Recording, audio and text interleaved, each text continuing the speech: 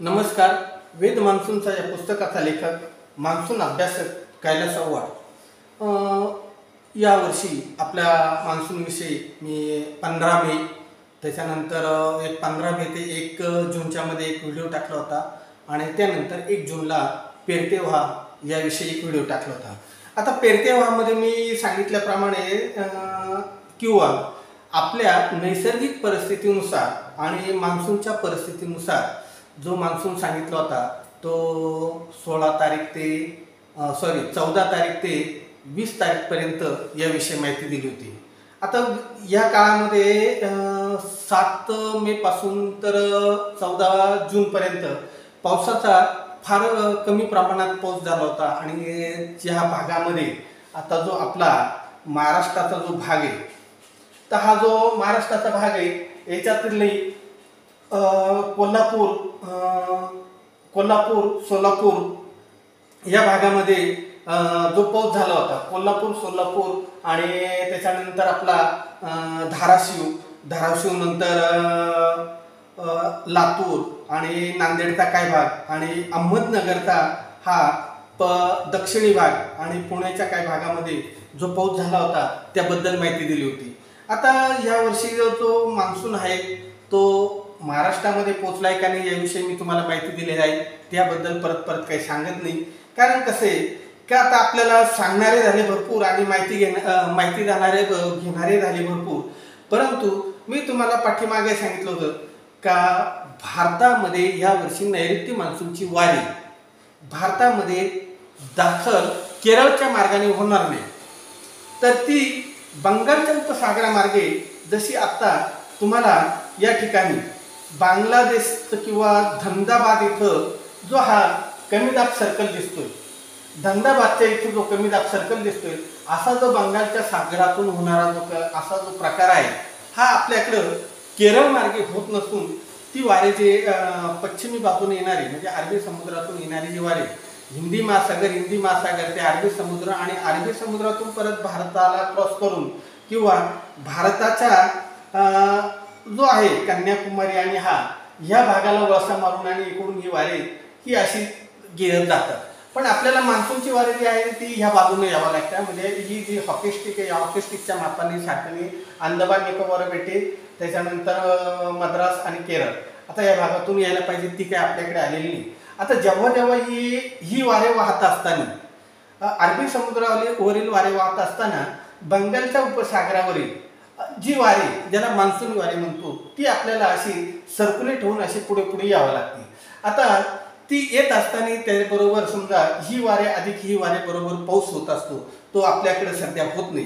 कारण आता तुम्हाला आज आहे 17 जून. आता या 17 जूनच्या हिशोबाने तुम्हाला पाठीमागे सांगितलं होतं का अरबी समुद्राच्या या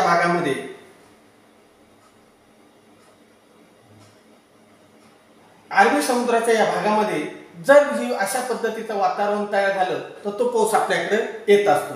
आता तो पाऊस येताना होतं काय नेमकं का आपल्याला इथं महाराष्ट्रामध्ये ही केरळची जी आहे ही 4 ते 5 हजार मीटरची 4 ते 5 हजार फुटाची उंची असलेली ही डोंगर लाईन आणि याच्यानंतर आपलं 5000 पर्यंत उंची आसपर्यंत ही सह्याद्री पर्वतरांग आणि ही केरळची पर्वतरांग यातून वारे येताना आता बघा इथं 65 किलोमीटर आहे वाऱ्याचा वेग, इथं 11 किलोमीटर आहे. कारण या सह्याद्री पर्वतरांगेमुळे आडल्यामुळे त्याचा जो भाग आहे म्हणजे वाऱ्याची जी गती ती कमी होती. आता ती वाऱ्याची गती आहे तर ती आपल्याला म्हणजे त्यापासून आपल्याला सह्याद्री पर्वतांच्या मुळे आपल्याला तो फायदा आहे, कारण ही वाऱ्यांची गती कमी करण्याचं काम ते सह्याद्री पर्वतरांग करत असते. आता या सह्याद्री पर्वतरांगांच्या ह्या बाजूला जी वारे गती कमी झालेली आणि त्याच्यानंतर इकडे वारे येतात, त्यामुळे होतं काय का आपल्याला जो पाऊस होतो त्या पावसानं आपल्या इकडच्या जमिनीला चांगल्या प्रकारे ओल आणि पाण्याचे स्लोट वाढले जातात. आता विषय असा होतो का या वर्षी मान्सून हा पश्चिमी बाजूने आलेल्या वाऱ्यांमुळे फार प्रमाणात कमी झालेला आहे आणि तो कमी झाल्यामुळं आपल्याकडं बऱ्याचशा भागामध्ये आजही पेरणीसाठी खोळंबा झालेला आहे.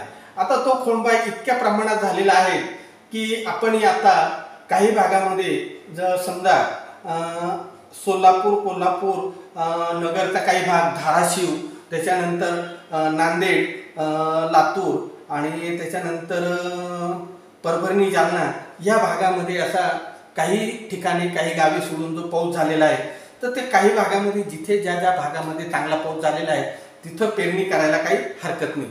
परंतु ज्या भागामध्ये ओलाचा फार कमी होणार आहे त्या भागामध्ये बागायतामध्ये तुम्ही पेरणी करू शकता, कारण तिथं जर तुमच्याकडे पाण्याचा स्रोत असेल तर. अन्यथा तुम्ही तिथंही पेरणी थोड्याफार जिरायती बियाणांचा वापर करून केली तर बऱ्या प्रमाणात राहील. आता मी मागे सांगितलं होतं का अशा पद्धतीचे जे वारे आपल्या याच्यात आले, अशा पद्धतीची वारे जर आपल्या भागामध्ये आली तर आपल्याला भरपूर प्रमाणात ह्या समोरच्या भागामध्ये पाऊस होत असतो. पण कंडिशन अशी झाली का सह्याद्री पर्वतरांगांमुळे आणि केरळच्या याच्यामुळे आपल्याला ही वारे वरती ढगांना जी आपली पर्वतरांगांची उंची आहे त्या उंचीच्या वरती घेऊन जात असल्यामुळे आपल्याकडे याचा पाऊस होत नाही. कारण ढगांची उंची आणि डोंगरांची उंची याच्यामधला जो जमिनीच्या याच्यातला जो फरक आहे तो सह्याद्री पर्वतरांगांमुळे ढग वरती जातात आणि वरती गेल्यामुळे त्याचा जो पाऊस आहे तो पाऊस आता तुम्हाला या भागामध्ये इकडच्या भागामध्ये पडताना दिसेल. आता जो इकडचा जो भाग आहे म्हणजे कुठला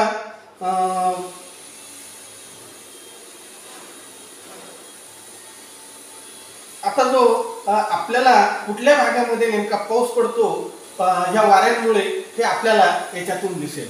आता ही जे आहे याच्यामध्ये तुम्हाला जो पाऊस आहे हा बंगालचा उपसागर आपल्या अरबी समुद्राचा हा जो सह्याद्री पर्वतरांगेचा पश्चिम भागामध्ये पाऊस दिसतो आणि बांगलादेशच्या या भागामध्ये पाऊस दिसतो. अर्थात हे आत्ताच 18 मेचं म्हणजे 18 जूनचं लोकेशन आहे. आता आपल्याकडं सध्या जो आहे तर ती 17 आणि 18 तारीखच्या या हिशोबाने आपण जे मान्सून पाहणार आहे आणि तो कसा राहणार आहे तो आपल्याला या माध्यमातून पाहावा लागेल. आता या भागामध्ये आता मी तुम्हाला काही भाग दाखवतो. या भागामध्ये ढग आहे, इथे जर ढग आहे विजा चमकण्याचे भाग दिसतो, परंतु इथं तासी 22 किलोमीटर, 21 किलोमीटर आणि 14 किलोमीटर. आता हे नागपूरपर्यंत नागपूरची वाऱ्यांचं स्लॉट आहे. आता ह्या नागपूरच्या या भागामध्ये आता तुम्हाला पाऊस नेमका कुठल्या कुठल्या भागामध्ये दिसेल हे आता ह्या नकाशावरून दिसेल. आता मी महाराष्ट्राचा बराचसा भाग ओपन करतोय. आता याच्यामध्ये मी तुम्हाला व्हिडिओ याच्यासाठी दाखवत असतो की व्हिडिओमधून तुम्हालाही पाऊस शिकता यावं. कुणी भटजी मुनीमजी ठेवून वातावरणाचा अभ्यास करून आणि त्याची माहिती घेऊन जर तुम्ही शेती करत असाल तर हे तुम्हाला भविष्यात आणि सध्याही तोट्यात येणार आहे. आता मी तुम्हाला कित्येक वेळा सांगितलेले का जर आता इथे अहमदनगरचा जो भाग दाखवलेला आहे इथे फक्त ढगाळ वातावरण दिसतं, म्हणजे ह्या निळ्या भागात फक्त ढगाळ वातावरण दिसतं. तिथं पाऊस तुम्हाला तिकडच्या कोपऱ्यात 2 मिलीमीटर एवढाच दिसेल. आणि हा जो भाग आहे आता सध्या लाईव्ह पावसाचा जर भाग पाहिला तर हा जो पालघर आणि या भागामध्ये तुम्हाला इथं पाऊस पालघर, वाडा आणि इगतपुरीच्या या कोपऱ्यामध्ये तुम्हाला पाऊस 20.3 मिलीमीटर ह्या आज बुधवारच्या आणि वेळ आहे आत्ताची या वेळेच्या नुसार जर पाऊस पाहिला तर तुम्हाला तो दिसेल. यात कमी जास्त होऊ शकतो, परंतु याच्यामध्ये आपल्याला पावसाची पाहण्याची जी तुम्हाला या व्हिडिओद्वारे मी जे सांगत असतो किंवा याची माहिती देत असतो आणि लाईव्ह व्हिडिओ दाखवत असतो याचं कारण आहे शेतकऱ्यांनी शिकावं. तर आता आपल्याला आपल्या मुख्य भागाकडे वळायचं आहे. मुख्य भाग म्हणजे पेरणीचं काय करायचं, कारण बऱ्याचशा भागामध्ये पाऊस हा कमी जास्त झालेला आहे. आता कमी जास्त झाल्यामुळं सोलापूर, कोल्हापूर, त्याच्यानंतर नांदेड, वाघा, पुणे आणि काही भागामध्ये आता पेरणी होऊ शकते. परंतु आता समजा जी काही गावे आहेत, ही जी गावे आहेत याच्यामध्ये जी येणारी लातूरचा भाग काही आणि अहमदनगरचा काही भाग आणि संभाजीनगरचा काही भाग, जालना, परभणी याच्यातले काही भाग या भागामध्ये आणि वरती हे नंदुरबार नंतर धुळे, अमरावती आणि संभाजीनगर, त्याच्यानंतर येवल्यातील काही भाग, मनमाडमधील काही भाग, चाळीसगाव, पाचोरा ह्या भागामध्ये, या जामनेर वगैरे या भागामध्ये अजूनही पेरणीत लायक पाऊस झालेला नाही. आणि आता हा पाऊस पुढे होईल का नाही याबद्दल मी तुम्हाला याच व्हिडिओच्या माध्यमातून दाखवणार आहे. आता आज 18 तारीख आहे. ह्या 18 तारखेमुळे आपल्याला जे वातावरण दिसतं त्या वातावरणाच्या हिशोबाने आपल्याकडे पाऊस कसा असेल हा संपूर्ण महाराष्ट्राच्या नकाशावरून मी तुम्हाला दाखवणार आहे. आता नेहमीप्रमाणे आपल्या स्वयंचलित याच्यामुळे पावसाचं आपण पाहू शकतो. आता ही पाऊस आपल्याला 19 तारखेपर्यंत या भागामध्ये दिसते. मध्ये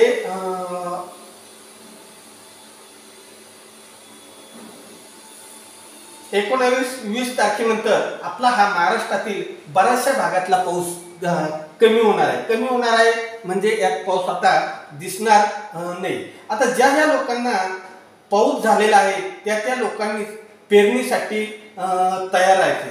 आणि शक्यतो पेरणी करताना बागायतामध्ये असो किंवा तुमच्या जिरायत भागामध्ये असो, तुम्हाला जिरायत वाहनांची पेरणी करावं लागणार, म्हणजे कमी पाण्याची पेरावं लागणार आहे. आता 19 तारीख ते 20 तारीख आपल्याला फक्त नांदेडच्या या भागामध्ये 21 तारखेला पाऊस दिसला आणि हा संपूर्ण पट्टा आता बिगर पावसाचा दिसतोय. इथं तुम्हाला ढगाळ वातावरण दिसतंय. हे ढगाळ वातावरण जरी असलं तरी हा पाऊस शक्यतो राहत नाही आणि इथे ढगांची उंची जास्त असल्यामुळे हा पाऊस आपल्याला होणार नाही. आता हे वातावरण किती तारखेपर्यंत आहे?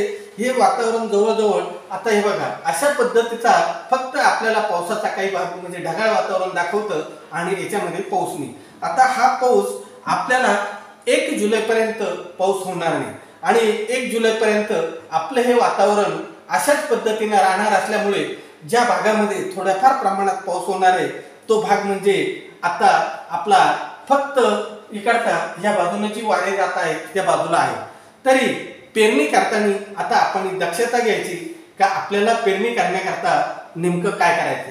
जर पेरणी करताना जर तुमच्या विहिरींना वगैरे जर पाणी असेल तर तुम्ही बिनधास्त पेरणी करू शका. आणि ज्यांना पावसाची अपेक्षा आहे त्या लोकांनी फक्त नागपूर वगैरे हा जो भाग दिसतोय या भागामध्ये तुम्हाला पेरणी करता येईल. आणि इकडचं कारण त्यांना आता लेटही पाऊस होतोय आणि पहिला पाऊस झालेला आहे त्याच्यामुळे हे होऊ शकतं. आता ही जी आहे 27 तारखेला हा कमी दाब पट्टा भुवनेश्वरच्या भागामध्ये आपल्याला फिरताना दिसतोय. जर हा कमी दाब पट्टा नागपूरच्या ह्या बाजूला जर आला तर महाराष्ट्राच्या ह्या भागामध्ये पाऊस होईल. नाही तर हा जो कमी दाब पट्टा आहे हा कमी दाब पट्टा नागपूरच्या उत्तर बाजूने म्हणजे मध्य प्रदेश, धनबाद, अलाहाबाद आणि मध्य प्रदेश या बाजूने जर गेला. आता ही गेल्या वर्षी कंडिशन तुम्ही पाहिलेली आहे. जर नागपूरच्या उत्तर बाजूने जर पाऊस गेला तर तो गुजरात पर्यंत जातो आणि नागपूरच्या दक्षिण बाजूने आला तर तो पाऊस मुंबईपर्यंत येत असतो. आता मुंबईपर्यंत येत असताना आपण जे वातावरण पाहतो त्या वातावरणाच्या हिशोबाने आपल्याला पेरणी करताना अत्यंत काळजीपूर्वक विचार करायचा आहे. कारण मी तुम्हाला पाठीमागे सांगितलं होतं का पेरणी करताना तुम्ही खते वापरू नका. कारण खते वापरल्यानंतर तुमच्या पिकांना हीटमुळे ते उष्णतेमुळे तुमची पिके येतील याच्यात शक्यता नाही. कारण यासाठी पाऊस भरपूर लागतो. खतांसाठी खत आणि बियाणे एकत्र केल्यानंतर पाऊस चांगला लागतो आणि तो सध्या आपल्याकडे 1 जुलैपर्यंत नाही. आता 1 जुलैपर्यंत नसण्याचं कारण काय? तुम्ही आताही जर तुम्हाला भूगोल आणि भूगोलातला जर भाग कळत असेल तर ही वाऱ्यांची गती जी आहे ही वाऱ्यांची गती तुम्हाला ही इकडच्या भागात आणि म्हणजे खालून आलेली वारे इकडच्या भागात घेऊन जात आहे आणि इकडच्या भागात म्हणजे आपल्या पश्चिम बंगालच्या उपसागरातून ही वारे ढाका म्हणजे बांगलादेश आणि बांगलादेशानंतर धनबाद, अलाहाबाद वगैरे या भागात भुवनेश्वर आणि हा जो आपला हा पश्चिम बंगालचा भाग आहे या भागामध्ये ही वारे एकत्र सध्या होत आहे. आणि ही संपूर्ण वारे अशा पद्धतीने इकडे जाऊन महाराष्ट्रातला जो पाऊस आहे तो 1 जुलैच्या आसपास जर महाराष्ट्रात आला किंवा म्हणजे या वादळानंतर या कमी दाब पट्टा जर नागपूरच्या दक्षिण बाजूने आला तर आपल्याकडे पाऊस होऊ शकतो। तसा आपल्याला 1 तारखेला या अशा पद्धतीचं वातावरण राहणार आहे। म्हणजे 1 जुलैला जे अशा पद्धतीचं वातावरण राहणार आहे याच्यातही तुम्हाला वाऱ्यांच्या दिशा आणि वाऱ्यांची गती ही दिसणार आहे। ही पश्चिम बाजूने येणारी जी वारी, या वाऱ्यांची गती वाढल्यामुळे आपल्याकडे पाऊस 100% कमी होणार आहे। जर हा कमी दाब पट्टा आपल्या या भागामध्ये आला, म्हणजे कमी दाब पट्ट्याचा ही जी आपली ही महादेव पर्वतरांगा आणि नागपूरच्या बाजूची जी सातपुडा लाईन आहे, सातपुडा लाईनच्या परत एकदा सांगतो, सातपुडा लाईनच्या दक्षिण बाजूने जर हा कमी दाब पट्टा आपल्याकडे आला तर आपल्याकडे पाऊस होईल। आणि हा जर उत्तर बाजूने जर त्या बाजूने गुजरातकडे गेला तर आपल्याकडे कमीत कमी प्रमाणात पाऊस होईल, याची तुम्ही दक्षता घ्यावी। आता याला कारण असं आहे, हा जो पाऊस आपल्याकडे होणं आणि न होणं याला कारणे आहेत। ती कारणे मी अनेक वेळा सांगत असतो, परंतु आपल्या लोकांना याच्याविषयी अज्ञान आणि सज्ञान याच्यामधला फरक कळून राहिल्यामुळे मीही त्याविषयी सांगण्याचं बंद केलेलं आहे। कारण असं आहे की अरबी समुद्रावरून जेव्हा जेव्हा जी वारे येतात तेव्हा त्यांचं स्पीड आणि त्यांची गती ही फार मोलाची असते। जर ही वारे कमी वेगाची असली आणि ही वारे मान्सूनी काळामध्ये बंगालच्या उपसागरावरची वारे चांगली जोराची जरी असली, म्हणजे जोराची म्हणजे त्यांचा एका गतीचा नियम आहे, त्या गतीच्या नियमाप्रमाणे असेल तर आपल्याकडे पाऊस होत असतो। आता तुम्हाला याच्यातला वाऱ्यांच्या याच्याबद्दल आता इथं जी आहे ही वाऱ्यांची जी ही आहे 13 किलोमीटर, त्याच्यानंतर पटना इथे 1 किलोमीटर, म्हणजे ही जी वाऱ्याची गती आहे त्या गतीच्या नुसारच पाऊस पडत असतो। आणि जेव्हा ही अशी जोड वारे एकत्र येतात, आता ही वारे संबलपूर आणि इकडे जमशेदपूर या भागातून वारे अशी एकत्र येऊन ती वारे जर अशा पद्धतीचा कमी दाब पट्टा तयार करत असेल, आता हा निळसर भागातला हा कमी दाब पट्टा आहे, ही अशा पद्धतीची वारे जर एकत्र असेल, म्हणजे आता ही पश्चिमी वारे, ही पश्चिमेकडून आलेली बंगालच्या उपसागरातून आलेली मान्सूनी वारे आणि ही जशी एकत्र येऊन जेव्हा कमी दाब पट्टा तयार करतात तेव्हाच महाराष्ट्रात काय भारतात काय जगामध्ये पाऊस होत असतो, अन्यथा पाऊस होत नाही। आता याच्यामध्ये आपली लोक फक्त पाऊस सांगितला, पाऊस पडला, याच्यापेक्षा पावसाचा अभ्यास केलेला फार महत्त्वाचा आहे। मी तुम्हाला नेहमीच सांगत असतो की स्वतः शिका आणि त्या पद्धतीने मान्सूनचा अभ्यास करा, आणि मान्सूनचा अभ्यास केला तरच आपल्या शेतीला त्याबद्दल म्हणजे चांगले दिवस येतील। नाहीतर हे बघा, मी तुम्हाला पाठीमागे सांगितलं होतं, जेव्हा जेव्हा ही वारे अशा पद्धतीचं वातावरण तयार होत असतं, जेव्हा जेव्हा अशा पद्धतीचं वातावरण तयार होत असतं तेव्हा 100% पाऊस हा होत असतो।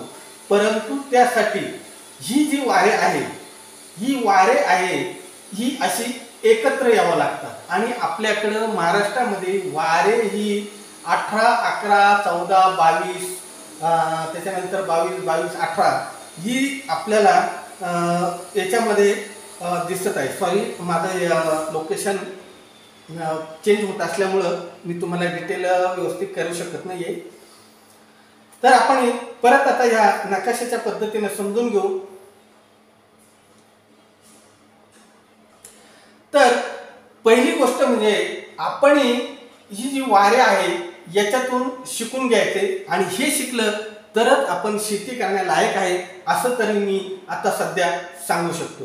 कारण किस्सा असा आहे किंवा गोष्ट अशी आहे की ही जर ह्या गतीची वारे असेल, या गतीची जर वारे असेल तर महाराष्ट्रामध्ये पाऊस होणं फार कमी आहे। आता 18 तारखेला इकडे आपला पश्चिम बंगाल आणि इकडे राजस्थान आणि गुजरात बॉर्डर आणि मध्य प्रदेशच्या बॉर्डरवर हे तुम्हाला 2 कमी दाबाचे पट्टे उत्तर भारतामध्ये गेल्यामुळे महाराष्ट्रातला पाऊस कमी होणार आहे। आणि महाराष्ट्रातला पाऊस कमी झाल्यामुळे पेरणी करताना आता जर तुम्हाला ओल असेल तर पेरणी करा, अथवा पेरणी न केलेली बरी राहील। आणि यानंतर 1 जून पर्यंत महाराष्ट्रामध्ये फक्त 2 वेळेस पाऊस दिसतोय, आणि तो पाऊस फार कमी प्रमाणात राहील। ज्यांच्याकडे मी सांगितल्याप्रमाणे ज्यांच्याकडे बागायती एरिया असेल त्या लोकांनी करावं। आणि कोकण किनारपट्टी, कोकण किनारपट्टी या भागामध्ये तर चांगला पाऊस राहणार आहे. त्याच्यानंतर आपला अहिल्यानगर आणि अहिल्यानगरनंतर मालेगाव, नाशिकचा उत्तरी भाग, त्याच्यानंतर जालना, परभणी, बीड, लातूर आणि त्याच्यानंतर नांदेडनंतर हिंगोली, वाशिम, लोणार, चिखली, खामगाव, अमरावती, अकोला ह्या भागामध्ये अत्यंत कमी प्रमाणात पाऊस राहणार आहे. आणि अत्यंत म्हणजे शक्यतो यामध्ये आता फक्त आज, उद्या आणि परवा या 2-3 दिवसात पाऊस झाला तर ठीक आहे. अन्यथा इथे फक्त तुम्हाला ढगाळ वातावरण दिसतं आणि ढगाळ वातावरणानंतर इथं पावसाची शक्यता 1 ते 2 मिलीमीटर दाखवतं, म्हणजे फक्त ढगाळ वातावरण राहणार आहे. यात तुम्हाला रिमझिम किंवा आमच्या नाशिकच्या भाषेमध्ये किंवा नगरी भाषेमध्ये याला कोंडा उधळणे अशा पद्धतीचा पाऊस होऊ शकतो. यावर जर आपल्याला पेरणी करायची असेल तर आपण करू शकता. अन्यथा परत एकदा हे ॲपच्या माध्यमातून तुम्हाला रनिंग रेन स्थिती म्हणजे रनिंग पावसाची स्थिती याविषयी माहिती दाखवतो. हे आपल्याला वातावरणानुसार हे दररोजच्या स्क्लोरनुसार वातावरणामध्ये कुठे कुठे तुम्हाला आता पाऊस दिसतो. ज्या भागात असा निळसर पट्टा दिसतो इथे तुम्हाला ढग दिसणार. ज्या भागामध्ये असा पिवळसर पट्टा दिसेल इथं पाऊस होणार किंवा लालसर पट्टा दिसेल तिथं पाऊस होणार. हा आता कमी पावसाचा भाग आहे. इथे आता हा शक्यतो 21 तारखेला पाऊस नाही. ढगाळ 21 तारखेला दुपारनंतर फक्त ढगाळ वातावरण आहे. त्याच्यानंतर 22 तारीख येईल. 22 तारखेला फक्त नांदेड, वाघेला या भागामध्ये आणि इकडच्या भागात पाऊस राहील. आणि 22 तारखेनंतर आता आपल्याला 22 तारखेला पूर्ण दिवसभर महाराष्ट्राच्या याच्यावर ढगाळ वातावरण किंवा रिमझिम राहील. त्यानंतर आली 23 तारीख. 23 तारखेला आपल्याला फक्त नागपूरच्या या काही भागामध्ये इकडचा जो आहे चंद्रपूर वगैरे हा भाग इकडे थोडाफार पाऊस होऊ शकतो. त्याच्यानंतर आता हा मध्य प्रदेशकडे पाऊस गेलेला आहे. आपल्याकडे या पावसाचं स्लॉट कमी झालेला आहे. स्लॉट कमी झाला कारण असं आहे इथं तुम्हाला ही आकडेवारी दिसेल. या आकडेवारीनुसार इथं जे आकडेवारीनुसार आपल्याला वाऱ्याची गती कळते आणि त्या वाऱ्याच्या नियमानुसार पाऊस आपल्याकडे कमीच राहणार आहे. आणि तो पाऊस कमी जवळजवळ आता 24 तारखेचा आपण याच्यापर्यंत आलेलो आहे. 24 तारखेनंतर आपल्याकडं परत जळगाव वगैरे या भागामध्ये 24 तारखेला थोडीशी रिमझिम होईल. त्यानंतर कोकण किनारपट्टीला बऱ्यापैकी पाऊस रिमझिम राहील. इकडच्या परत आपल्याला हा जो भाग आहे महाराष्ट्राचा आता याचा अकोला आणि जळगाव या भागामध्ये थोड्याफार ठिकाणी रिमझिम राहील. आणि त्याच्यानंतर आता आली 26 तारखेला पाऊस नसणार आहे. फक्त काही ठिकाणी रिमझिम होऊ शकते. आणि कोकण किनारपट्टी वगळता आणि नागपूरचा काही भाग वगळता म्हणजे नागपूर आणि नागपूरच्या पुढील चंद्रपूर आणि भंडारा वगळता महाराष्ट्रामध्ये पुढील जवळजवळ 30 तारखेपर्यंत पाऊस नाही. हे मी तुम्हाला ह्या ॲपच्या माध्यमातून सांगतोय. आणि या ॲपच्या माध्यमातून पाऊस हा तुम्हाला आता इथं नागपूरवर थोडाफार नागपूर, चंद्रपूर या भागामध्ये थोडाफार दिसेल. पण जवळजवळ आपल्याला मी सांगितल्याप्रमाणे आता इथं फक्त रिमझिम होणार आहे. सह्याद्री पर्वतरांगावर 28 तारखेला रिमझिम म्हणजे अक्षरशः काही वेळेस फक्त दव पडल्यासारखा पाऊस राहणार आहे. आणि त्याच्यानंतर आता ही 29 तारखेनंतर आता या परत कोकण किनारपट्टी आणि पाहलो, डहाणू वगैरे या भागामध्ये राहील आणि तो गुजरातच्या भागामध्ये राहील. आता ह्या 30 तारखेला आता फक्त आपल्याला जे ढगाळ वातावरण आहे ते थोडं दाट दिसतं. आता याच्यामध्ये आपल्याला थोडाफार पाऊस होऊ शकतो. आणि त्यानंतर आला 1 जुलैला संपूर्ण पाऊस हा तुम्हाला राजस्थान, मध्य प्रदेश आणि बिहार या भागामध्ये गेलेला दिसेल. आता हा कोटा वगैरे हा जो भाग आहे इकडे गेलेला दिसेल. आणि 1 जुलैला आपल्याकडं थोडाफार प्रमाणात पाऊस दिसतो. मात्र ती सिंगल वाऱ्या असल्यामुळे तोही पाऊस होईल का नाही याची निश्चिती कमी आहे. आणि ही निश्चिती असल्यामुळे हा पाऊस 100% 1 तारखेला किंवा 2 तारखेला आपल्याकडे होईल का नाही याचं कारण असे की वारे गती ही सर्वात महत्त्वाची बाजू आहे. 22-18 आता हा जो भाग आहे 29-32 आणि याच्यामुळे महाराष्ट्रामध्ये पाऊस होईल की नाही तर तो महाराष्ट्रामध्ये 2 जुलैपर्यंत पाऊस नाही आणि 2 जुलैपर्यंत 2 जुलैनंतर आपल्याला जर हा जो कमी दाब पट्टा आहे, हा कमी दाब पट्टा जर महाराष्ट्राच्या या भागात जर आला तर आपल्याला व्यवस्थित प्रमाणात पाऊस होऊ शकतो. अन्यथा 2 जुलैपर्यंत महाराष्ट्रामध्ये आता उद्या म्हणजे 20 जून पासून तो 2 जुलैपर्यंत महाराष्ट्रामध्ये पावसाचं प्रमाण अत्यंत घटलेलं राहील आणि अक्षरशः काही ठिकाणी पिण्याच्या पाण्याचे थोडीशी हे राहणार आहे आणि ज्या भागामध्ये पाऊसच झालेले नाही त्या भागांच्या लोकांना अक्षरशः पाण्याचाही त्रास सहन करावा लागणार आहे. आणि शक्यतो ज्या भागामध्ये पाऊस कमी झालेला आहे त्या धरणातील पाणी पाटबंधारे विभाग किंवा ह्या लोकांनी सोडू नये, नाहीतर अक्षरशः काही ठिकाणी पिण्याची पाण्याची हाल होणार आहे. आता 2 जुलैपर्यंत पाऊस नाही म्हणल्यानंतर तिथून पुढे जुलै आणि ऑगस्ट महिन्या म्हणजे पुढील 2 जुलै ते ऑगस्ट महिन्यामध्ये जो पाऊस पडेल आणि तेही तुम्हाला सांगतो वातावरण जर तयार झालं तर जर पाऊस पडला तरच आपल्याला जी काही मोठाली धरणे आहे ती भरली जाणार आहे, अन्यथा पाण्याचं दुर्भिक्ष आहे. आणि तुम्हाला परत एकदा सांगतो का महाराष्ट्रामध्ये बसवलेल्या पवनचक्क्या म्हणजे राजस्थान ते केरळपर्यंत बसवलेल्या पवनचक्क्या ह्या आता आपल्याला कशा वाळवंटाकडे परावर्तित करीत आहेत हे तुम्हाला आता हळूहळू थोड्या दिवसात समजून राहील. आणि याचं कारण असं आहे की ही जी वारे गती पवनचक्क्यांच्यामुळे ही वारे ढगांना एक ठिकाणी थांबून देत नसल्यामुळे आणि पुढील भागामध्ये पवनचक्क्याच्या पुढील भागामध्ये कमी दाब पट्टा तयार होऊन देत नसल्यामुळे महाराष्ट्रामध्ये पावसाचं प्रमाण हे आत्ता म्हणजे जवळजवळ 2000 पासून जे कमी झालेलं आहे त्याला आता त्याच्या दुपटीने जास्त सुरुवात 2024 पासून झालेली आहे. आणि जो आपण म्हणत असेल की सोलापूर कोल्हापूर या भागामध्ये किंवा पुण्याच्या काही भागामध्ये हा फार मोठा पाऊस झाला, हा कसा काय झाला तर हा पाऊस त्या ठिकाणी असलेला पूर्वेकडील बाजूची वारे जेव्हा पवनचक्क्यापर्यंत येऊन पोचतात आणि पश्चिमेकडील वाऱ्याचा स्लॉट जेव्हा कमी होतो तेव्हा तो पाऊस महाराष्ट्रामध्ये किंवा महाराष्ट्रातल्या ज्या भागामध्ये पडत असतो हे तुम्हाला जेव्हा समजेल तेव्हा तुम्हाला पवनचक्क्यांमुळे महाराष्ट्रातला पाऊस गेलाय हे लक्षात येईल. तोपर्यंत आता सध्या फक्त पेरणी आणि आपली पिकं याच्याची काळजी घ्या आणि ज्या लोकांचा भाजीपाला वगैरे आहे त्यांनी व्यवस्थित काळजी घ्या.